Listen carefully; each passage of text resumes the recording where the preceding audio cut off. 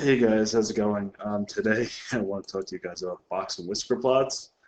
Um, they redid your curriculum a couple years ago, and they kind of moved some things around, and I was really excited that I would never have to do box and whisker plots again. But after all the dust settled and I started going through the curriculum, they were still there. So they're not my most favorite thing in the world. Usually I leave them until about the last thing in the year so you guys don't forget them. But let's just talk about what they are, and I digress, okay? Number one, it's all about taking medians, okay? So when we talked about the mean, median, and the mode yesterday, box and whisker plots are all about medians, okay? So they're a type of chart. They demonstrate some basic information.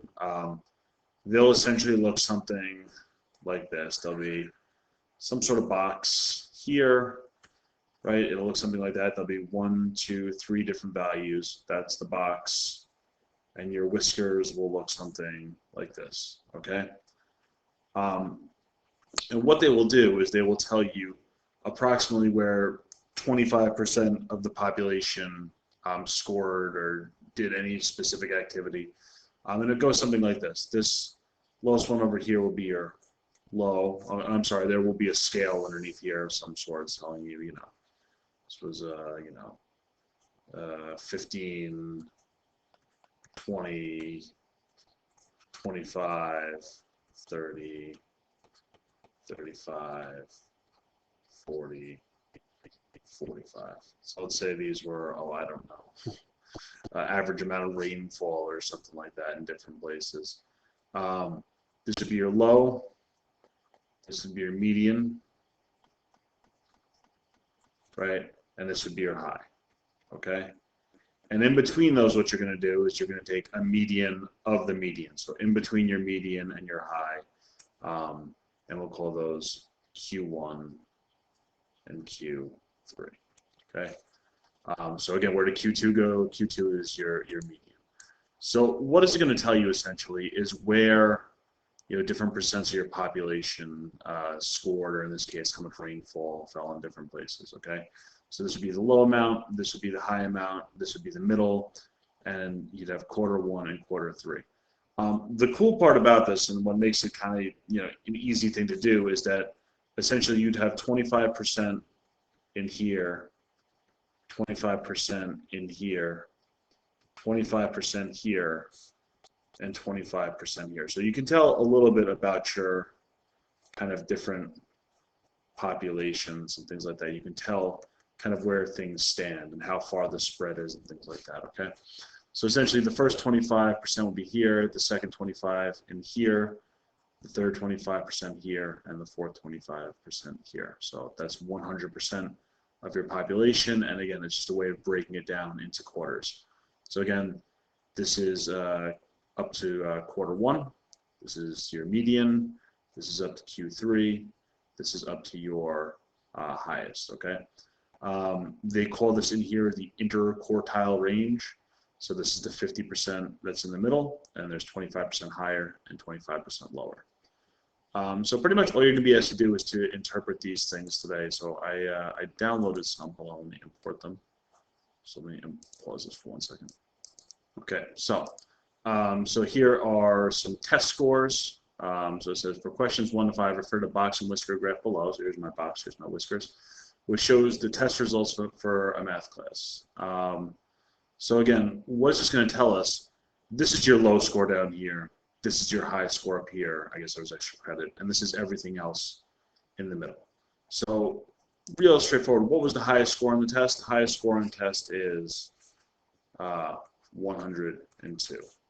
What percent of the class scored above a 72? So here's 72, right? So what do you got? You got 25% here. So a quarter of the class got between 38 and 72. 25% of the class got between 72 and 88. 25% of the class got between 88 and 96. And 25% of the class got between 96 and 100. So that's pretty good. I mean, it made their test a little bit harder next time. So what percent of the class scored above a 72? Well, it's 25, 25, and 25. That gives me 75%. What was the median score on the test? Well, again, right here in the middle, right? 50% higher, 50% lower, that's going to be 88. What percent of the class scored between 88 and 96? Well, again, that's my third quartile. That's going to be 25%.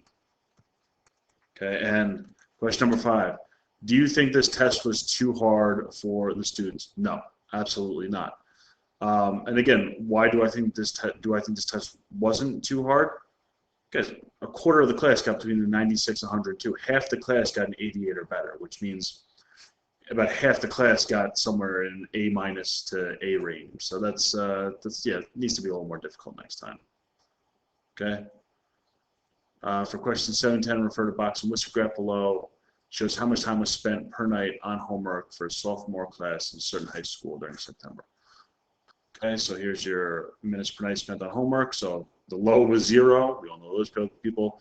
And the high was weighed out here at 190. Okay, so if you notice, your whisker's really long. I mean, this 25% of people, right, are right here, but they've got a pretty big spread of numbers here between essentially an hour and then what is this? This is like, over 3 hours of homework tonight. Well, good for you, okay?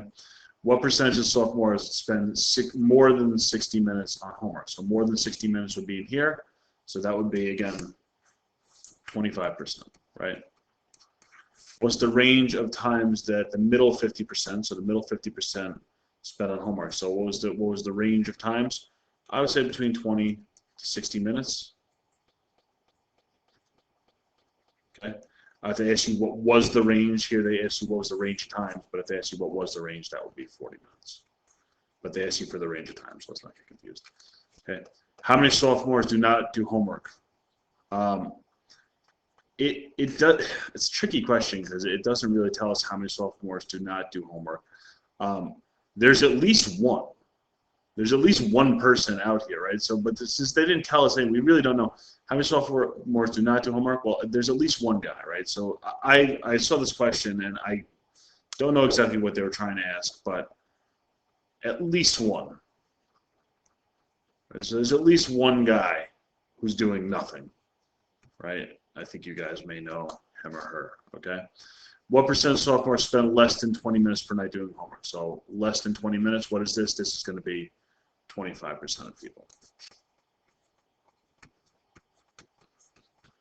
Okay, and that's about it. We'll talk about making our own tomorrow, but that should get you guys through for tonight.